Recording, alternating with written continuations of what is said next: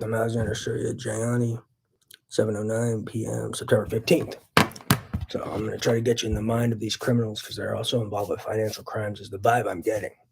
Based off of what I've been told, I have no evidence of it other than some of the stuff I'm a victim of. And I have empirical data. I know what I'm told. So it's kind of like testimony, but it's via telepathy. So I know who they are. I have theories.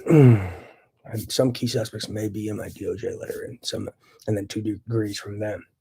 But as I was saying in my sister's room, they've got multiple prongs to their approach. They got cyber terrorists, telecommunications terrorists for various reasons. They've got the implantation terrorists, the implantable device operators, and the new age neurosurgeons are just some of the approach. So they'll impair the brain with neurosurgeries, implantable devices. That way, if they're passing fraudulent credentials, IDs, etc., these guys will be impaired neurocognitively. It'll make it easier. They may even stalk whoever they're going to go see for a while, try to get some dirt on them, try to blackmail them while they're neurocognitively impaired and passing fraudulent credentials. They may do some of that. Not sure exactly, theory.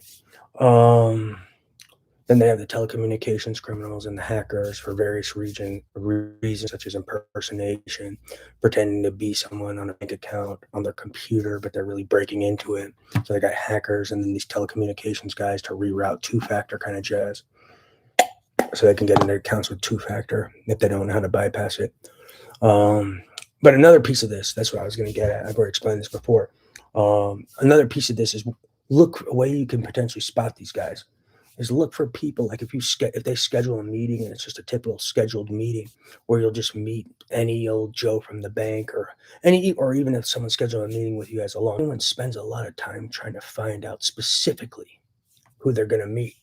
And then if they do ask and they find out what they do after they find out who they're going to meet. So if they look up addresses, personal information, as they may send some of their teams to implant them, stalk them, try to get information from them, put some devices in them. So when they meet them, they can use this tech on them in order to aid them in their agendas. So look for people looking for, like if they're meeting scheduled and you typically just meet someone at random, like a representative.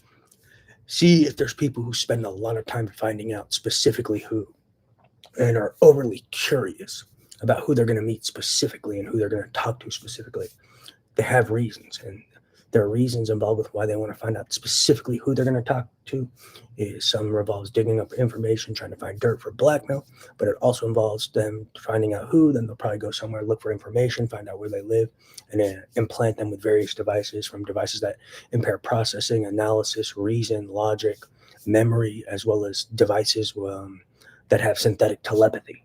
And I'm not sure the time period of how long they take to pull off something. It may be like a prolonged thing where they find the guy, stalk him, put some stuff. They may bombard him with telepathy, put ideas in his head, dig up dirt. It may be a short thing. It may be both. But I'd look into that. But look for people who are always overly curious about who they're going to speak to, especially if it's a meeting that's just scheduled at random with a random representative as opposed to a specific one. And if they want to know specifically who, there may be reasons such as implantation, digging up dirt for blackmail, etc. So that's one way to spot these guys. Praise Jesus.